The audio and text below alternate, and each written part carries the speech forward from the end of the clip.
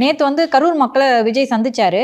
அப்போ வந்து ரொம்ப வருத்தப்பட்டாரு, ஆறுதல் சொன்னாரு அப்படின்ற மாதிரியான செய்திகள் வந்திருக்கு.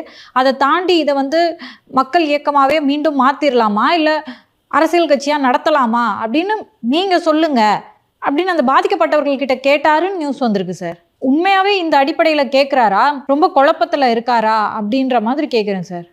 தினமலர் செய்தி எந்த அளவுக்கு உண்மை என்று எனக்கு தெரியவில்லை.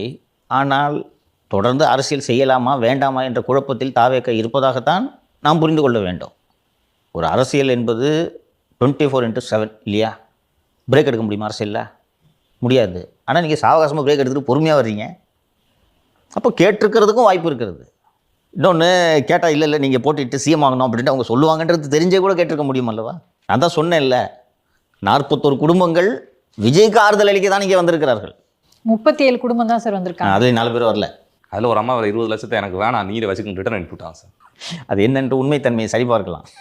அதனால் நான் அதுக்குள்ளே போக வரும்ல, செக் பண்ணிவிட்டு நம்ம தெரிஞ்சு எப்படி டிஎம்கே வேலையாதே இருக்கும். இருக்கட்டும், தவறு இல்லையா? அப்படி தான் பண்ணுவாங்க. அதான் மீண்டும் மீண்டும் சொல்கிறேன்ல, அவங்கவுங்க எதிரி. நீங்கள் வளரக்கூடாதுன்னு நினைக்கிறவங்க ரத்தன கமலம் விரிப்பாங்க உங்களுக்கு.